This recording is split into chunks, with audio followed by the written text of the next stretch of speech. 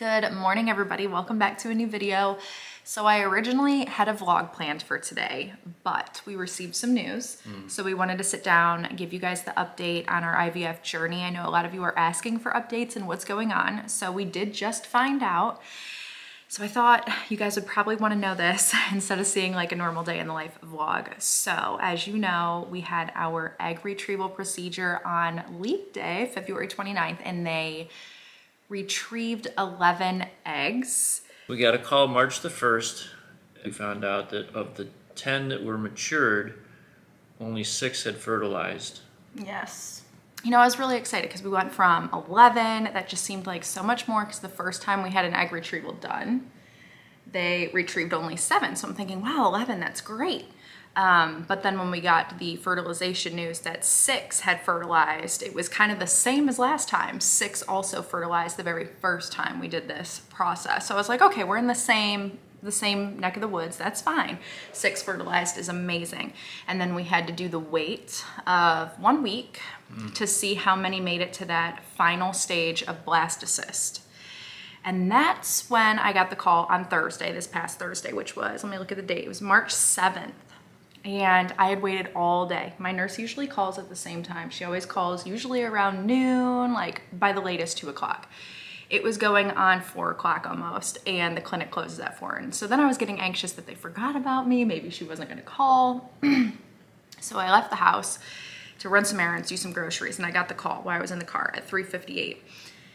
And turns out we went from 6 fertilized eggs to 1 blastocyst, 1. I literally was like 1, and she was like 1. And it took me by surprise. It took her by surprise. My doctor was surprised, which is still great though. It's great that we have 1.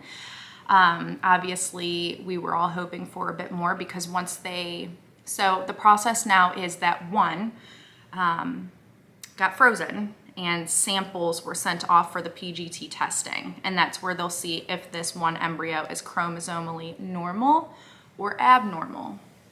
And that's the genetic testing. The genetic testing, which is required for the plan that I am on for IVF.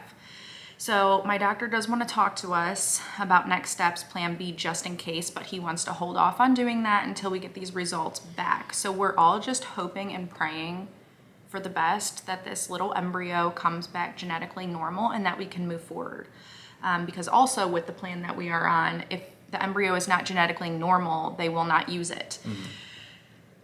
So we need a lot of hope, a lot of prayers. So if you guys can spare any, that would be lovely. And it's just gonna be another long wait, unfortunately. It could take up to 2 weeks to receive the results, hopefully sooner. Fingers crossed. Yes. With good news. Yes. Okay, and then to just revert back to last time, we had 5 blastocysts, the time with Liam, like that grouping, and we sent them off for the genetic testing, and out of the 5, 2 came back genetically normal. So it's like, it's just, you see the ratios there and you see the percentages and the chance and you're like, oh my gosh, like what is the odds and the chance this 1 is perfect? But then when you look at the positive side, well, we'll do positives next, but Larry, what was your initial thought too because I had to come home and tell him because he wasn't there for the phone call. Oh, I called you in the car. Yeah. And then I hung up because I was like getting ready to cry. And then I called my friend and then had a full-on cry with her because she's going through IVF too, and she very much understands. Not that you don't understand, because you totally understand too. And then I came home and I planned to bake chicken for dinner. I had it out thawing, forgot about it. Didn't care about making dinner anymore. I was like, right, I'm just gonna do an easy dinner and throw some things in the oven for all of us to eat. I just lost the whole mojo. But anyways. It's thawed now though. It's thawed now. I don't know. Make an analogy, it's kind of like when you go to the store and you have a bunch of stuff in your cart that you think you're fine, and you get your wallet out and you look and you think you have 20 bucks and it ends up being like 5. It's like, how did that happen? I can't do this. And it's just, you get a thought in your mind that you have, oh, we have 6. Well, 6 all of a sudden goes down to 1. Yeah. What's really weird is when I heard the number 11, for whatever reason, I thought that we would have 3 3 genetically normal embryos by the end of this when we first started. Weird enough that Thursday morning that she called me with the results, I texted my friend who's also going through IVF. I don't think I told you this. I can literally show you the message. It was in the morning, so not even when I had skeptical like moments or feelings and thoughts of why hasn't she called yet? Why didn't she call? It's taking forever. This was literally first thing in the morning. I said, I don't know why, but I have this overwhelming feeling that by the end of this, we're gonna have 0, which is so sad and so negative, like such a negative headspace. And that's like, and she replied, she was so great. She was like, well, that's because you experienced loss and you're still working through the last one and that IVF transfer not working out, and your hopes aren't as, like, you just have this. After Liam, it just seemed so easy. The transfer with Liam, the pregnancy with Liam, like we got pregnant on the first transfer, it was great. And then this last time it was like totally opposite. And now with this, it's so you have this damaged hope. You're hoping for the best, of course, but like you're concerned and you're worried and you're like, oh my gosh. And I don't know why I got that feeling. I hope to God I'm wrong and that they call in 2 weeks and say that embryo is genetically normal. We can move ahead with transfer. That is what I'm hoping for, because obviously if not, that's a whole different ballgame. So I was also telling the girl that does my hair, I was telling her about the situation. She knows that we're going through IVF and she was asking about it and she's like, it's like little Nemo. And I was like, oh my God. And then I was like all teary and emotional. You know, when the darn barracuda comes in and attacks all the eggs and the daddy pulls out one, there's only one left and it's little Nemo. I was like, oh my gosh. I didn't even think about it that way. Until she said that, it touched me. So now we're calling it our little Nemo. So hopefully our little Nemo makes it. But that's where we're at, guys. Not the news that we were expecting, not the news that the doctor was expecting or the nurse, for sure.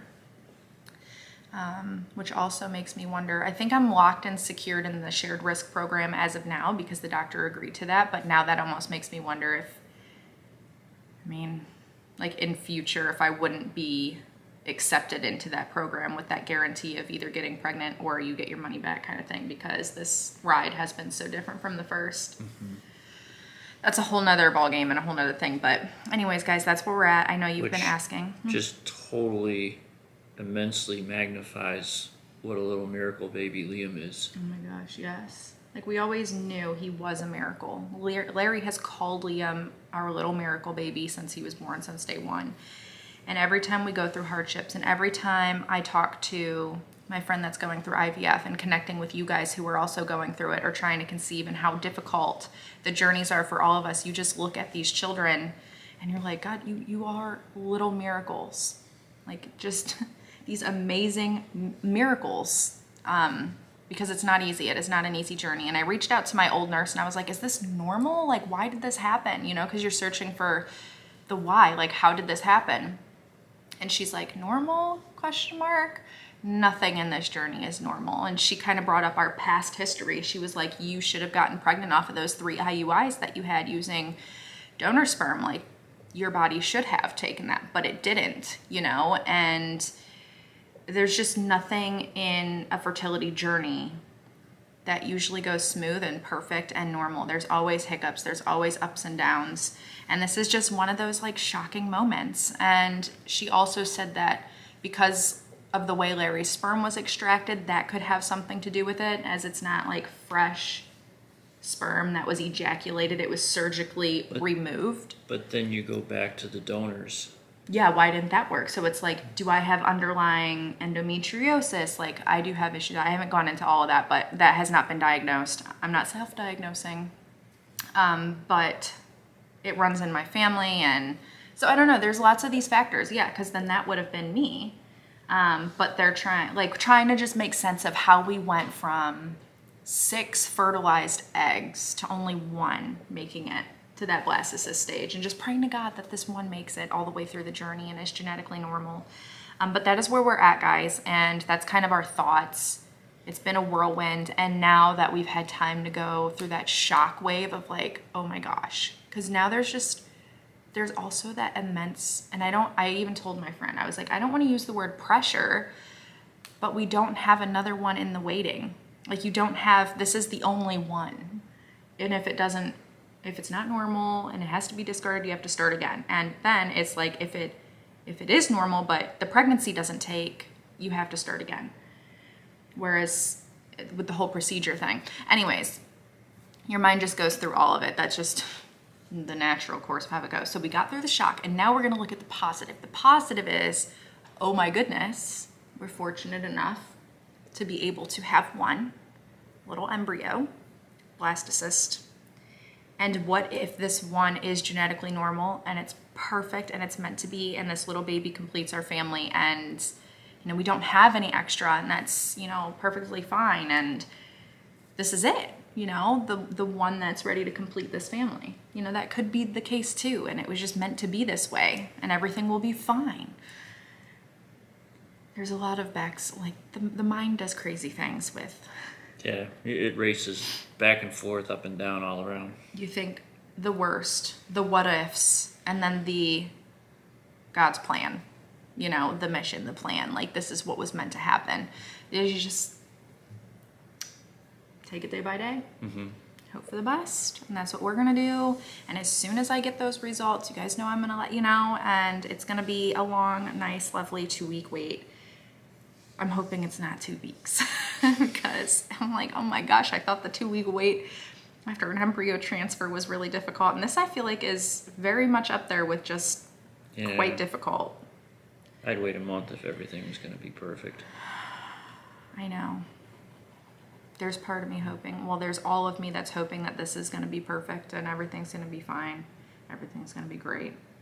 There's like that small ounce of, oh my goodness. But I always like to think of the positive and look at the positive. So I'm like, is my mind tricking me to think positive when it's not? You're out of control. This is what happens. Anyways, I love you guys. Thank you for the love. Thank you for the support. Thank you for checking in on us. Thank you for, asking for the updates and wanting to know what's going on and caring. I mean, it means the world to us that you care, and we want to give that back to you guys and share what's happening. So, I love you. Thank you for watching, and we will see you guys again in the next one. Bye.